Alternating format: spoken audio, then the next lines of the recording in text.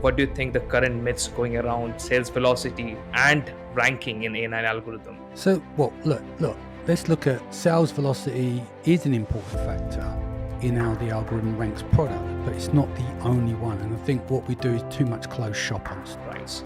How does it affect the A9 algorithm? Basically, the A9 doesn't, as far as I'm aware, does not consider shipping fees as a direct ranking factor. Algorithm prefers such products which are getting high search queries from their branded keywords, or is there anything different here? So the notion that A9 favours products from, say, larger, more established brands.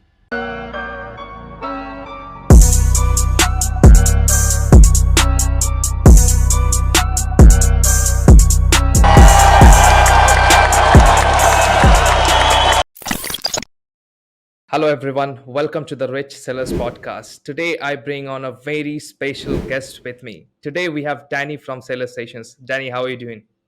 I'm good. Thank you for having me. That's great. That's great. So, today we are going to talk about the most interesting topic, or rather, the most talk about topic in Amazon community, that is A9 algorithm. So, we are Mm. going to talk about the myths that sellers are currently talking about regarding A9 algorithm, and we are going to demystify a lot of them. So, Danny, Well, starting hopefully. around, yeah, starting with you. Why don't you introduce yourself a little bit about yourself?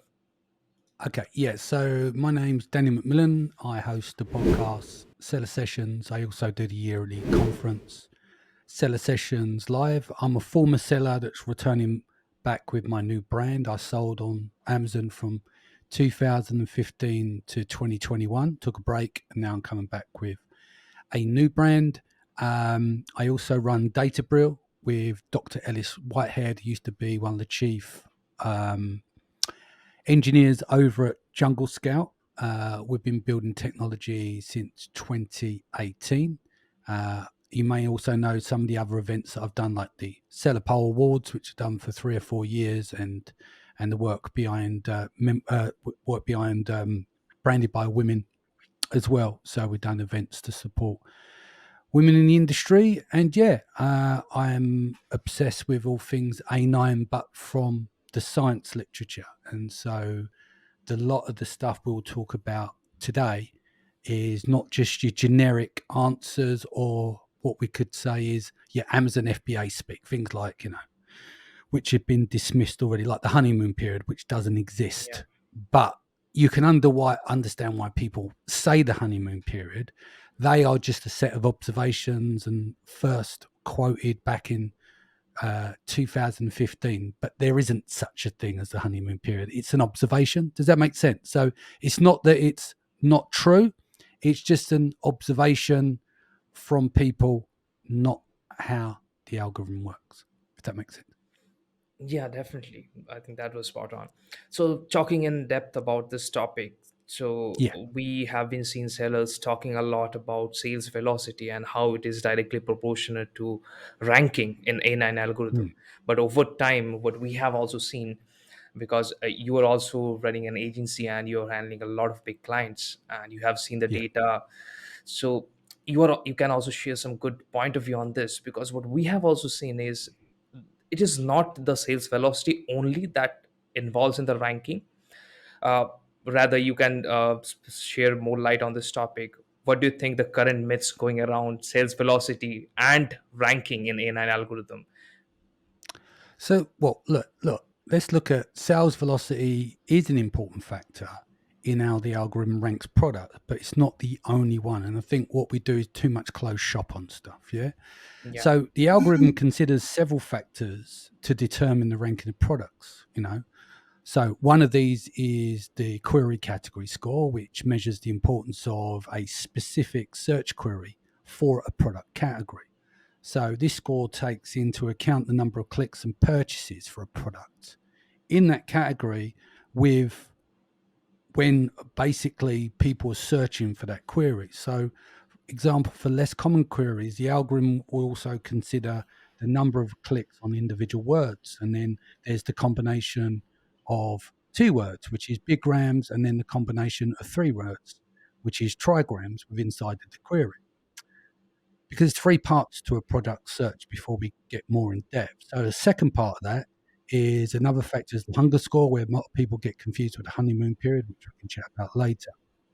And basically, what the hunger score does, it measures the eagerness of a product category to be selected or clicked when a particular search query is made. So if the category has a high query category score, then it will become eager faster. And then the third part of this in the product search is that the algorithm also considers the in category relevance score. This assesses the relevance of each product within the category.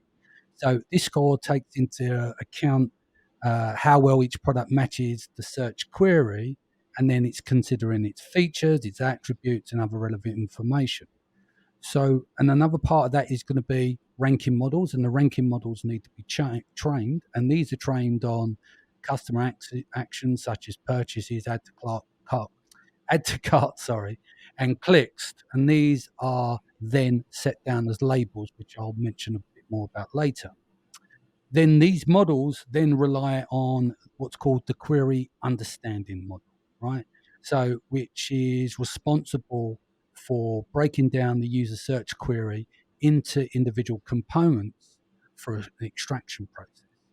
So, there's a lot more to, the question that you ask is sales velocity the only big factor? Well, no, it's not. Yeah. As you explained there, there's a multitude of things when you break down the search and the algorithms based behind it. Yeah, I think that was spot on. So we have also seen that when we talk about sales velocity, what we have observed practically is there's a review velocity for every product, right? That is going on. And when there was a drop in the review velocity, there was also a drop in the sales velocity as well. I'm not sure how correlated that was, but that is a coincidence that we have seen over multiple accounts. Hmm. So, also when you talk about FBM, because that topic doesn't Mm, come around right now a lot, right? So when you talk about FBM, seller get the chance to add their own shipping cost on top of the product.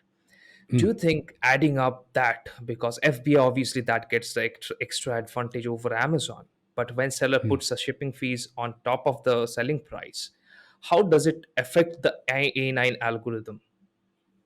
So basically, the A9 doesn't, as far as I'm aware, it does not consider shipping fees as a direct ranking factor when determining, say, the placement of products in the search results. Now, with shipping costs on their own, they do not have, say, a direct impact on search rankings. However, it's important to note that shipping fees can indirectly influence ranking through customer preferences and behavior, i.e., Prime, right? So when a user searches for a product, the A9 algorithm then analyzes various aspects of the search query to provide the relevant results. So it tags different parts of the query to understand the user's intent and preferences. And then you got these tags include the category, the brand, the color, the size, material. What else is there? There's style, there's availability, which that would fall under. Mhm. And then you've got rating, and then you've got features of the product itself. So while shipping fees are not explicitly taken into account as a ranking factor, they can influence the customer's behaviors and preferences. So, for example, a customer may be more likely to choose products with free or lower shipping costs, right? Which can indirectly impact the click through rate and then the sales velocity of these products. So, higher sales velocities can be have a more positive effect on the ranking of products within the search results. So, I would say while the A9 algorithm does not directly consider shipping fees as a ranking factor, they can indirectly influence ranking through customer preferences, and that would then impact on sales velocity. Yeah, I think you are absolutely right on this, because what we call it, especially I call CTR, click through it, as a doctor of ads. And what Mm, you are also trying to say is it is influencing, not influencing A9 algorithm directly, but it is influencing the CTR, right? Because it influences whether the customer is going to click on that product or not after seeing the shipping cost, right?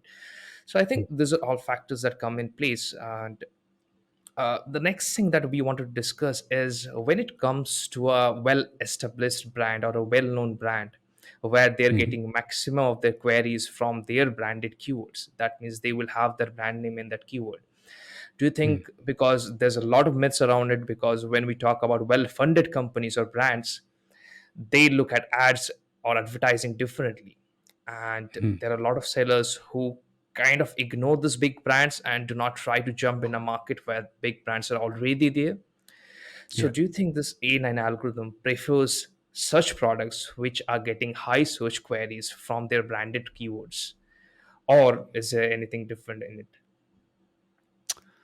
So the notion that A9 favours products from, say, larger, more established brands Hmm. is not necessarily the fact, right? So uh, if you ask me the question if Amazon can override and choose to give preferential treatment to their own Yeah. products, then yes, right? So the A9 team manually override the algorithm.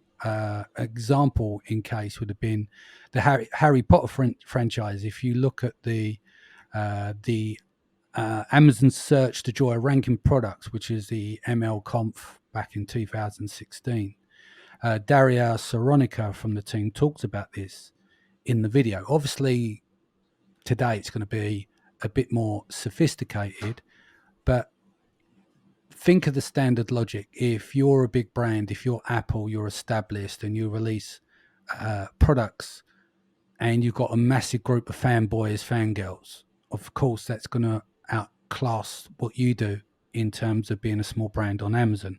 That's basic Mhm. logic. Do you see what I mean? So they've already got the gold dust, they've got the brand recognition. And this is some of the problems, and I'll talk about it later with all the stuff around premium price products.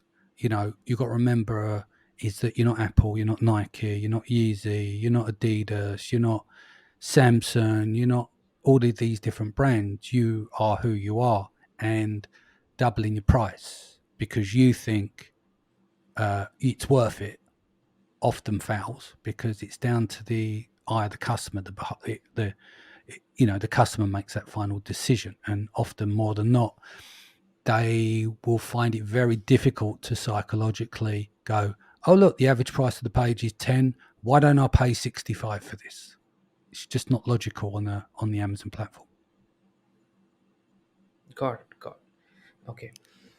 So we are talking a lot about A9 algorithm now, and Mm, there's a lot of also talking around about A10 algorithm. So what is the difference about A9 and A10? So now talking about A9 algorithm, mm, we have seen in past sellers used to put a lot of keywords inside their title, bullet points, which we now see that Amazon is giving very less importance towards bullet points, right? Because in mobiles, what we see bullet points, sometimes people have to click on see more to see that, and even images comes repeated, but bullet points comes later than that. So when we mm. talk about keyword stuffing, Yeah, what would be the impact on keyword stuffing and frequent keyword stuffing of title, bullet points, or backend over A9 yeah. algorithm? All right. So let's break that down a little bit further. So keyword Mhm. stuffing with non-relevant keywords basically goes against the whole premise of relevancy, right? So the goal is to serve the customer as fast as possible with the right products for them to purchase, right? If you look at the literature, it references what's called product type and modifier. And I'm going to Mhm. paraphrase here from the A9 team. It says, along the lines, we treat each query as a noun phrase and consider the head of the noun phrase to be the core product type. Now, this part's very important. And then it will say all the other words to the query would be, therefore, modifiers. So if we give you an example of that, if you look at the word oil and you look at beard oil, these would be what's called a product type. They sell them on Amazon, right? We don't see this. This is Amazon's back end in terms of what is suggested in the literature of the algorithm, right? So, but say you add, for instance, organic, and then you restructure the phrase to become Mhm. organic beard oil.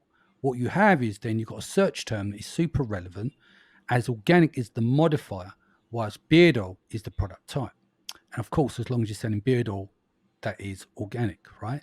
So this is the fatal mistake that sellers of all levels still make today. They tend to go after search terms and then relate to the product because, or sorry, that are related to the product because the search volume is still, they've got large search volume, but they expect the same kind of results, right?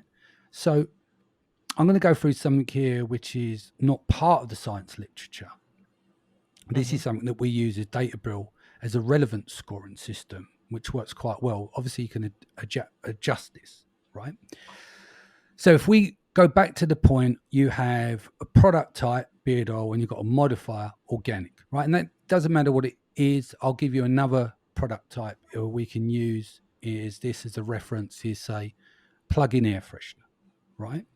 So if you've got a 5-point scoring system here, I'm going to pull something up here, and I'll give you this if you want to add this into the show later, Yeah. right? So if you look at number one, so number one's going to be your lowest score, which is going to be irrelevant. So examples of these irrelevant words would be carpet freshener and car air freshener. Bear in mind, this is a plug-in air freshener for the house, right? Because we're really dialing in here on the relevance of this. So number two would be indirectly or broadly related. So it would be air freshener versus air freshener spray. Number three would be the general niche being plug-in air freshener. So even though that's the general niche, we need to think about, well, how do we make it more relevant here?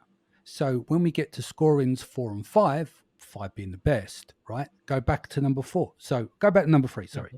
The general niche plug-in air freshener, right? It's exactly what it is. That's what it does on the tin.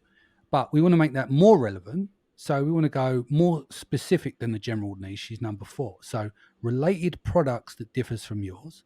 So you're going to have one good specific term. So plug in air freshener with refills. Or you can have two weaker specifiers.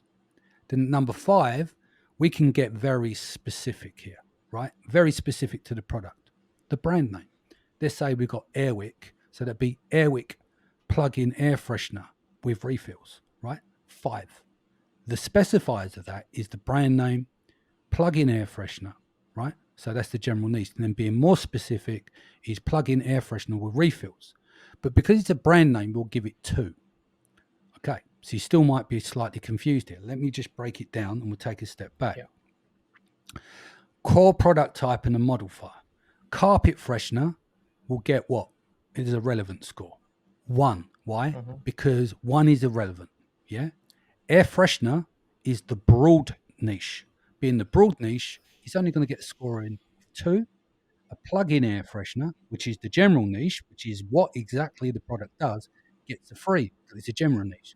But then we start to add our modifiers. Now, a brand name is super, super specific. Why do you think a lot of brand names convert better than other keywords? Very Yeah. direct in terms of what the customer wants. So a brand name will get a calculation of 2.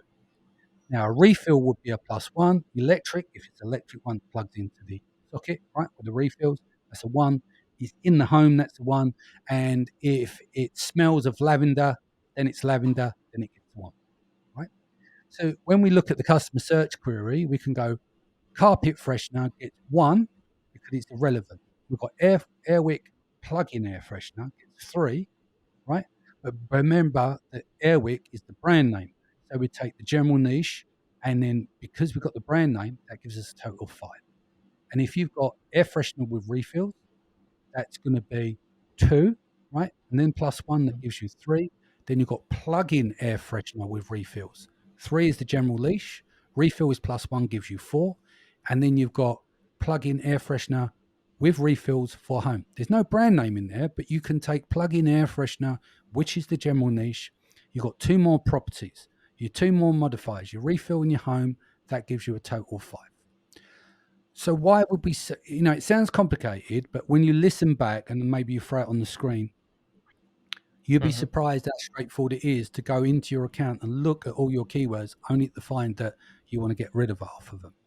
Now, you don't want to get rid of half of them because you're attached to them. But if your end goal is super relevance, then you would, right? Because you go, well, why am I doing this? Why am I using this neighboring keyword? Why? And then you go, well, I know why that's not converting and that's not converting. And some people don't want to get rid of them. Why?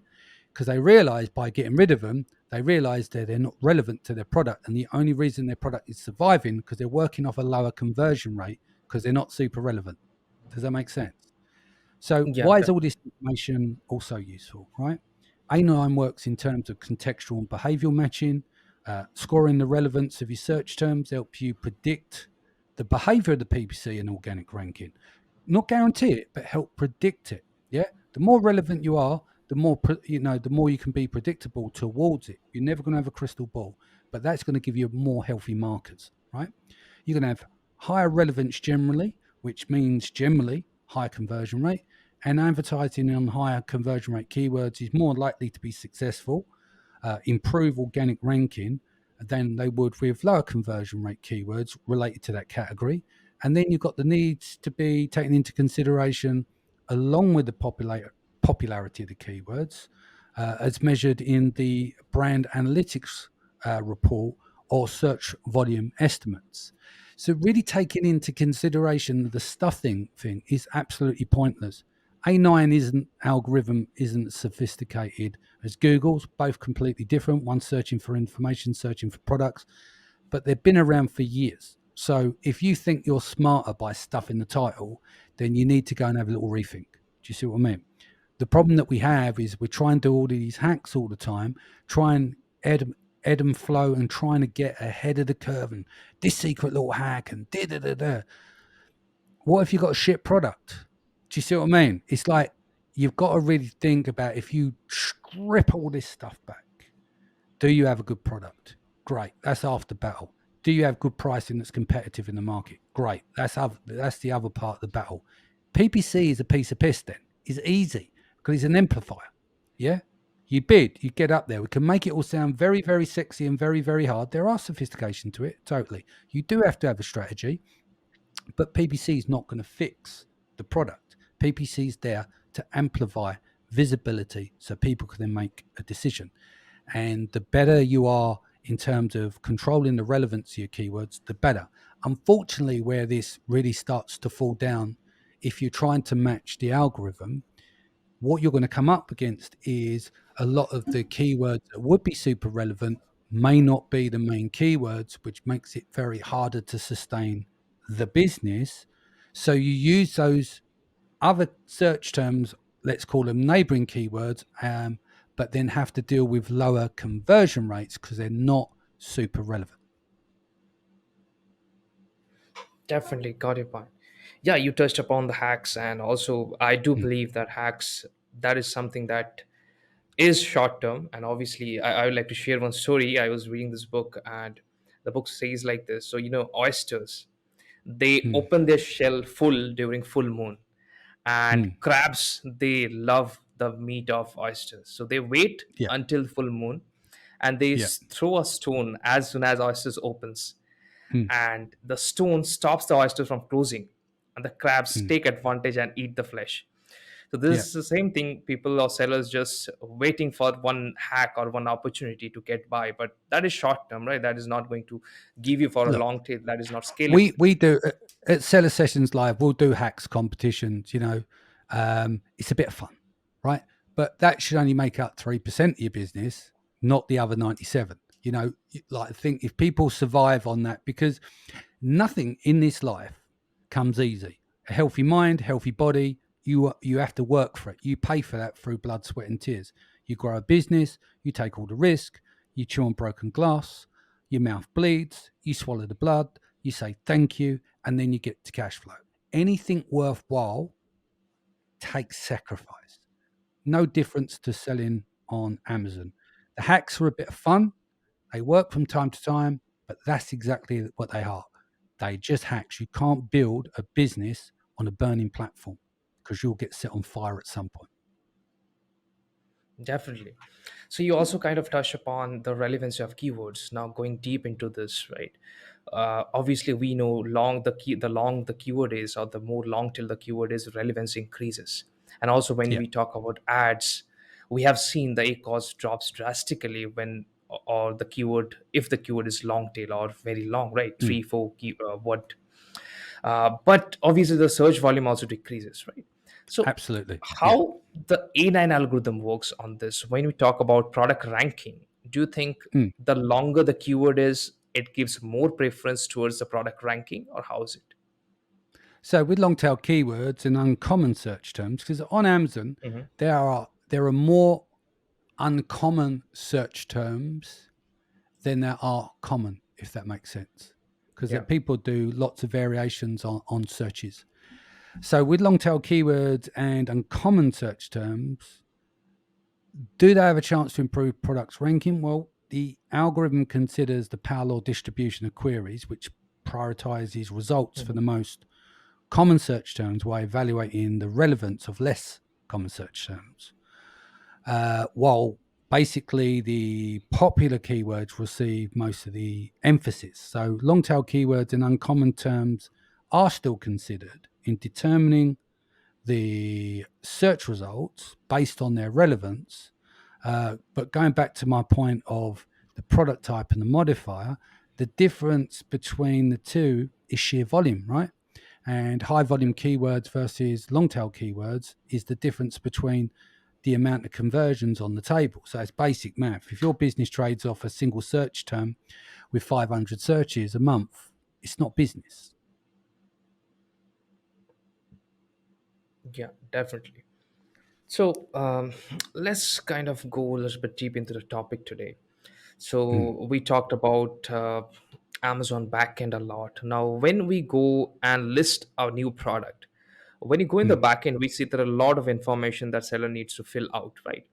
Yeah. Uh, do you think filling out excessive details about your product, does it help in the product to get rank in the A9 algorithm? Because I think there's a lot of things that are inside it.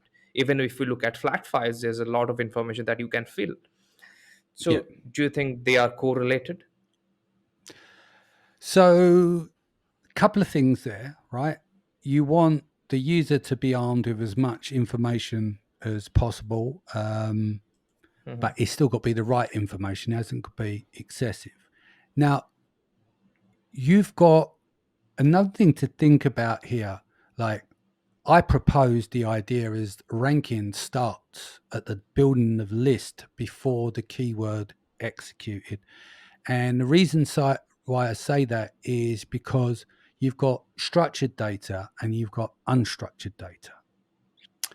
So the structured data is what you put in and also the work that's done by the catalog team to kick listings into shape, make adjustments, replace information, override sellers' listings in certain cases. So you've got the structured data and the unstructured data. So the more complete that your listing is, and you've got the correct information, because everyone thinks of it in terms of keyword, right? They go, right, have I got all my keywords in the background, or can I use this field to stuff it with keywords and be clever? Can I put Spanish language? Blah blah blah blah blah. All of that stuff. But you also got to understand is that they'll break them down into categories as well as they're breaking down the tagging of these keywords. And within the tagging is going to be, is it prime? What color is it? Etc. And that's what all that information there is for as well. That's also to make helpful decisions on relevance. It's not just the keyword, it's the sizing, it's the color and all those things that we don't think about because we think generally one dimensional. Right, how can we stuff as many keywords in this list and be very careful with clever with the upload of the file? Do you see what I mean? We're thinking too much one dimensionally. But if you fill out your listing correctly and fill it with the right information, that too plays a role in terms of when they're working with the structured data and the Hmm. unstructured data. Got it. Yeah. So since we're already in the back end, so let's talk Mm, about titles a little bit, because when we rank based on relevancy, from title, bullet points, back in search terms, whatever it is, title comes in the top of the relevancy, right?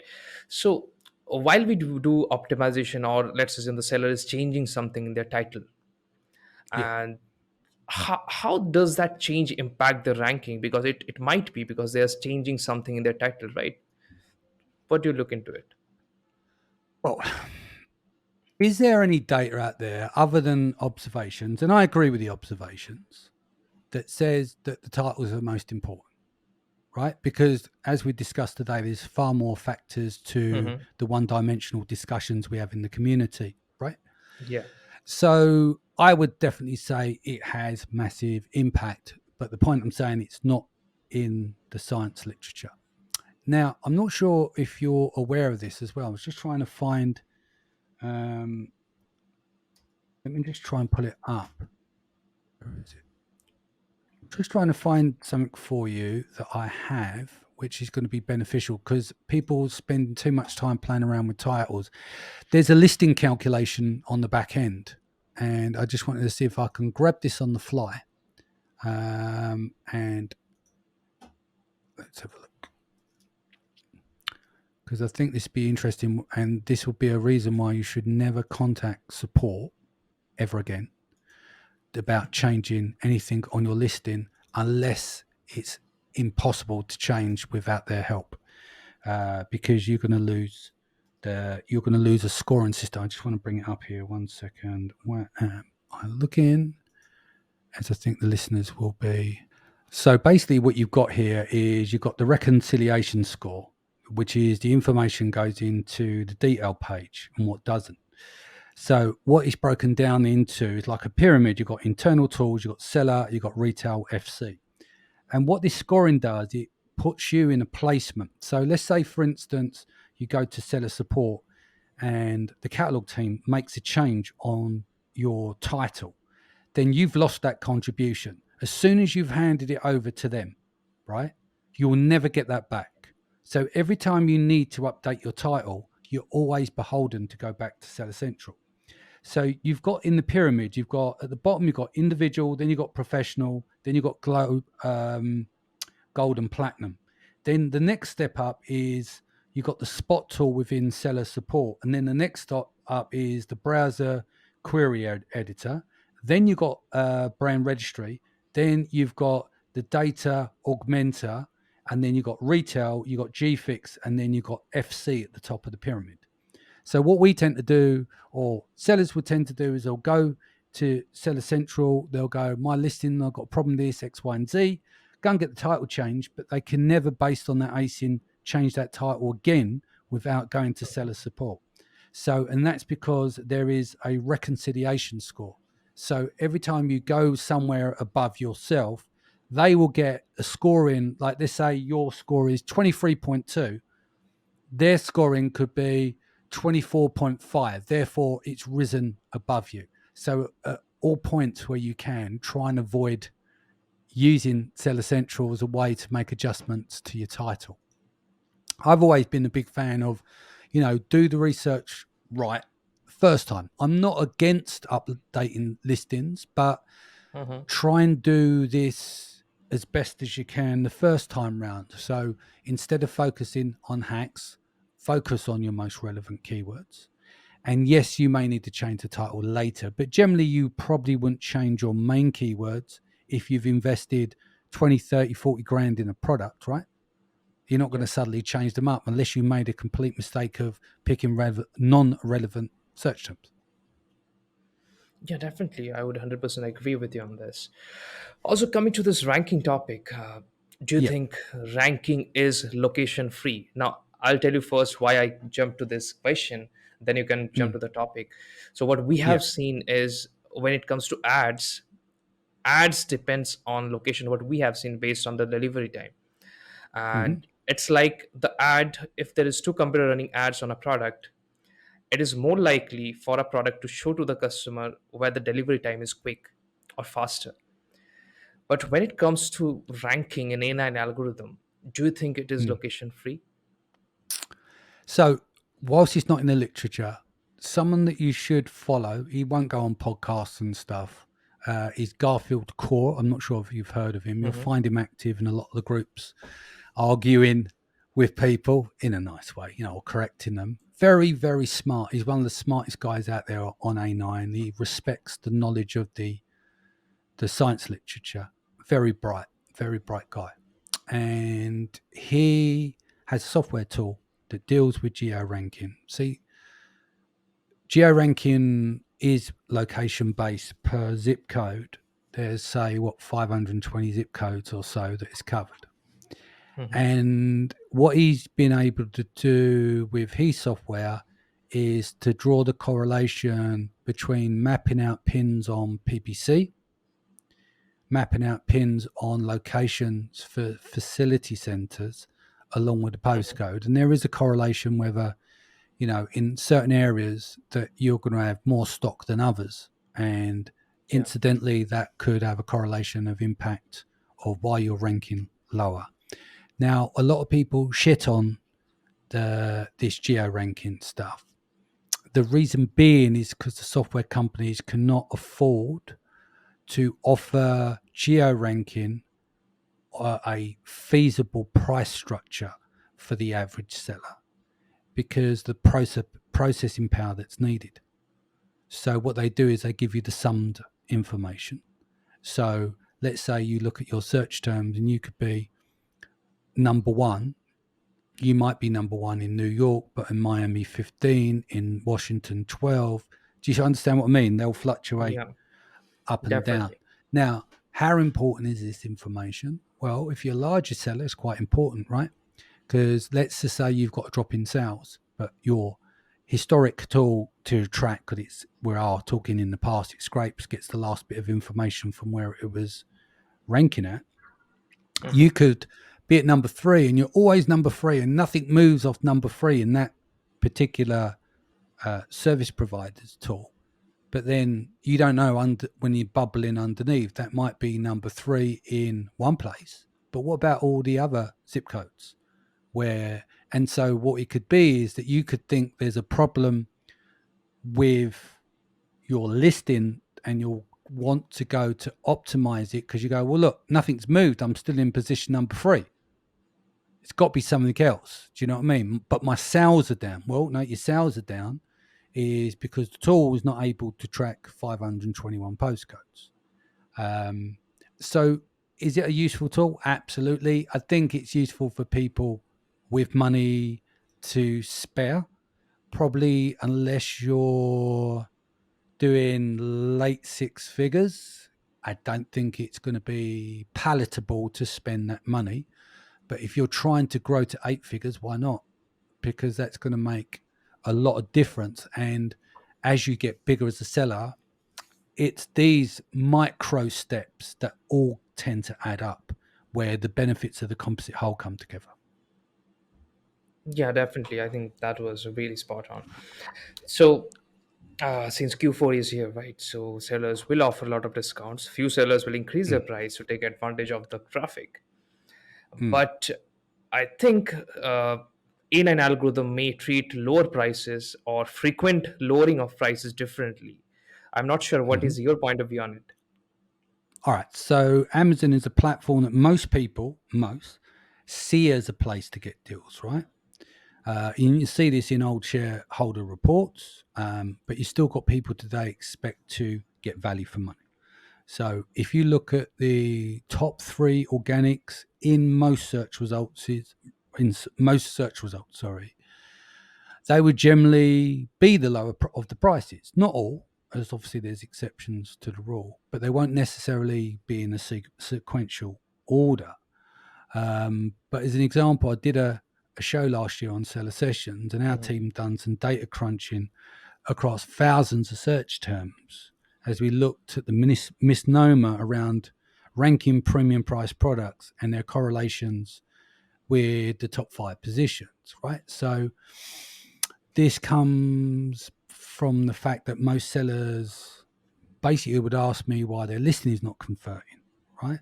And then we'd run this exercise of plugging in their main keyword, and then most of the time the price was at least 50% higher than the average price of the page. So, and when I said, can you match the price to test? And the answer would come back is they're not making enough money on the product, and that would basically the PPC cost will kill them. So on top of that, we uncovered in the data set that products that were promoted using PPC were on average 18% higher than the average price of the page, which makes sense as sellers are using that as a buffer to cover their ad spend or at least contribute to it. However, it would almost certainly lead to a lower conversion rate if we build in the mindset that buyers are looking for deals, therefore leading to less conversions when focused on using PPC to help with organic rank, right?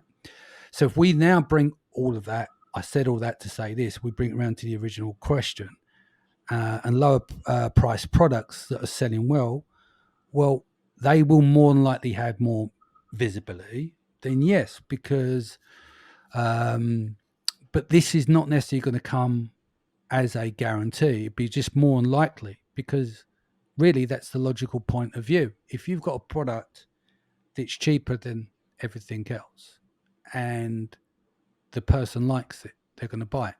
So let's give you another. I'm going to tell you now. Here is the magical formula for selling on Amazon where you'd kill it every time. Build a Mhm. product that is better and superior than everything else and then sell it for a lot cheaper. It's impossible to do most of the time. That's the ideal product because people still don't want to pay over the top. So if you look at affluent people, because some people go, yeah, what about affluent people? Affluent people have financial literacy. With respect, poor people don't, hence why they're poor. And I mean that in a respectful way, in most cases, if you live in the modern world, in the Western world, right? Yeah. So what would that mean? That would mean is that those 70% who would still look at other platforms to do a price compare because they're smart with their money and they want to feel like they're getting value for money. You know, I'm a kid from a council estate. I'd be the first one to tell you Mhm. that there is still kids on the council estate now would spend all their wages on alcohol and cigarettes and live for the Yeah. weekend. Why? Because that's their education they've been given unless they break out that mindset. So if you come from that kind of mindset, then yeah, you might spend your money on stuff. But if you use the argument, well, affluent people will pay a bit more for it, only if they see the value in it and they're still going to be use financial literacy in their decision making. Got it. That's great. So let's come to the most mythical question: A9 Yeah. versus A10. What is A10 algorithm? Well, algorithms are not static. So, first and foremost, it's important to note that, right? And that they can be updated and refined based on changes in the data and the needs of the user, right? So, in other words, A9 isn't a one and done algorithm that can, that cannot be changed and Yeah. changed and improved. And if you think about it, replacing A9 with a new algorithm or algorithms, because it's not just one, that would require extensive testing and validation to ensure that new algorithms are performing correctly and meeting the desired performance criteria. Right. And of course, this is going to be a time consuming process and it's going to require significant resources. And obviously, the shareholders are going to have a heart attack. They're going to go, are you mad? What are you doing? You've had this algorithm that's worked for a number of years. We're number one in the market. Jeff, you spent all your time spending all our money not giving us the profit. And now you want to just throw in a new algorithm. Ain't going to wash, is it? It's just not going to happen. And the one that just puts the concrete on it, how many letters are in the word algorithm? It's 9. A1, L2, G3, O4, R5, I6, T7, H8, M is 9 equals to A9. That's where the name comes from. Got it. I think that was a great explanation. So Yeah. I think we are coming down to the bottom of the questions. So Yep. obviously Q4 is here, and a lot of people are also trying to launch new products during this time to take advantage of the Mm. high traffic. But when we talk about launching, obviously Google Ads or external traffic plays a very important role. Yep. But do you think there is a study that can prove that external traffic can really impact on A9 algorithm and product ranking? Okay. Here's the thing. There are lots of very, very, very, very, very, very, very smart people spending a shit ton of money on external traffic, call it the halo effect, and getting results.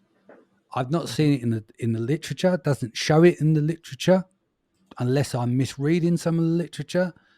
But Yeah. obviously, people are doing it, or they wouldn't waste their money.